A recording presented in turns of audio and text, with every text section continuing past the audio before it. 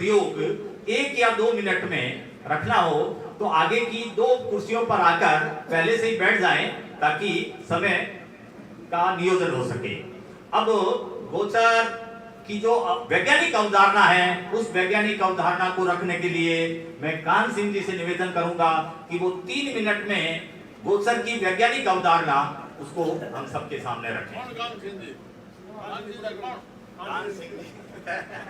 कान सिंह जी कोई परिचय के मोहताज नहीं है। इन्होंने गाय, गोबर, गोचर, गोरण जितने प्रकार के ग्राम विकास के काम हो सकते हैं वो सब इन्होंने हाथ से किए हैं।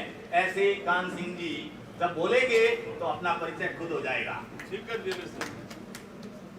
अति सम्मानित मंच, परम आदरणीय संत महंत, हमारी आज की प्रेरणा के प्रेरणा पुंज आदरणीय देश सिंह जी भाटी साहब, लक्ष्मण सिंह जी लाकोडिया साहब, आप सब अति श्रेष्ठ गो भक्तों को मैं कोटि कोटि नमन करता हूं। मित्रों, मैंने पिछले दिनों से एक शोध किया है और मैं ये मानता हूं कि व्याधि रोग शरीर में नहीं होता है। समस्याएं कहीं पेट पे लटकी हुई रोड पे चलती हुई नहीं मिलती है। सब समस्याओं की, सब व्याधियों की जड़ जो है वो आदमी का मन होता है। और मन को ठीक करने का दुनिया में सबसे जो प्रारंभ में जो चीजें हैं, स्वाध्याय, साधना, शास्त्र, ये सब जरूरी है, लेकिन प्राइमरी जो चीज है वो आदमी के जीवन का पॉजिटिव वातावरण होता है। सकारात्मक वातावरण जब नहीं मिलेगा तो मन जिंदगी में कभी ठीक नहीं होगा। और इस मन को सकारात्मक वातावरण के साथ में शुद्ध खान पान, और ये दोनों चीजें आपको ओरन और आपकी गोचर से मिलेंगी। इसका मैं विज्ञान समझाता हूं आपको। ये गोचर केवल गाय चराने के लिए या गाय के लिए या गांव के लिए नहीं होती थी। धरती में डीएपी, यूरिया, ट्रोलियां भर के गाय के गोबर की खाद का कोई रोल नहीं है। धरती का विज्ञान है कि जैसे घर में घरेणी की जरूरत है वैसे ही धरती में सूक्ष्म जीवाणु की जरूरत है।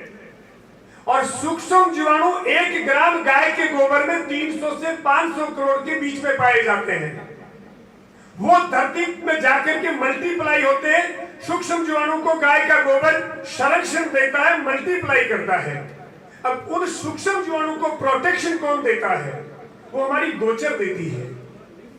जब आपातकाल होती है, गर्मियों के दिन होते हैं, अति सर्दी के दिन होते हैं, तो वो सूक्ष्म जीवाणु बीच बीच में, जब हमारे गांव के बहुत सारी, एक गांव में बहुत सारी गोचर होती थी, अनेक, जिनको हमारे शेखावटी में जोड़े और नाड़ी कहा जाता है, वो उसी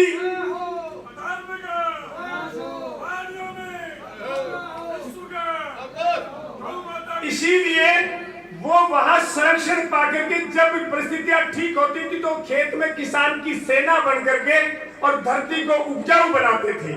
सबसे बड़ा कारण था ये। उसको हमने धीरे धीरे इस विज्ञान को लुप्त कर दिया। गाय के गोबर जब उन गोचर में होता था तो अभी जर्मन और जापान, दो देशों के साइंटिस्टों का एक लेटेस्ट रिसर्च है, स्वाइन फ्लू, मलेरिया, टीबी गाय की गोबर की सुगंध से नहीं होते। मैंने उनसे कहा कि तुम्हारा बहुत छोटा अनुसंधान है। इससे भी बड़ा अनुसंधान ये कहता है कि गाय के गोबर की सुगंध जहां आती है वहां नेगेटिव ऊर्जा नहीं आती है। रोग फैलाने वाले जितने भी जो तत्व हैं वो गाय के गोबर में संपर्क में आने के बाद रोग नहीं फैला सकते। तो वो औरन आपकी जो है, वो गोचर भूमि जो है, वो पॉजिटिव पौधों का एक भंडारण होता था। उसमें आज मुझे कल्पना करिए कि वो विषम परिस्थितियां आज के मानव में आ जाए तो सब के सब आत्महत्या करेंगे। कितनी विषम परिस्थितियां थी, खाने का अभाव, पहनने का अभाव, पानी का अभाव, लेकिन मरने की तो कल्पना तक नहीं करते थे। आज थोड़ी सी बात में थोड़ा सा अभाव आता है, आत्महत्या या कोई और उल्टी बातों का रास्ता सूझता है। क्यों? क्योंकि हमारा मन कमजोर हो गया है। और मन को ठीक करने के लिए हमें वातावरण को पोषण देना पड़ेगा, और वातावरण का पोषण बिना गाय और गोचर के कभी नहीं होगा। मैं भारत के प्रधानमंत्री से लेकर के राजस्थान और अनेक प्रदेशों के मुख्यमंत्री सलाहकार कमेटी में जब रहा तो मैंने बार बार उनसे कहा कि 3 चीजें कर दीजिए आप। ये देश और किसान कोई एहसान के लिए काम नहीं करें। सरकार अपनी नीति ठीक करे, किसान अपनी नीयत ठीक करे, ये देश सोने का शहर बन सकता है। ये 3 बातें आप जगह जगह मांग करें। एक अपील के साथ में मेरी वाणी को विराम दूंगा। पहली, दुनिया में हर चीज की कीमत उसकी गुणवत्ता से होती है, लेकिन दुर्भाग्य देखिए, षड्यंत्र देखिए, दूध की कीमत यहाँ फेट से तय होती है। क्यों? कि षड्यंत्र है। आप चाहते हैं कि देश का कल्याण हो तो दूध की कीमत उसकी गुणवत्ता से तय हो, जिसकी जो गुणवत्ता है उसके पैसे मिले। दूसरी बात, गोचर की मालिक सदैव गाय थी, चाहे वो मुगलों का काल रहा हो चाहे अंग्रेजों का काल रहा। इन काले अंग्रेजों के काल में गोचर की जमीन की मालिक सरकार बन गई। क्यों?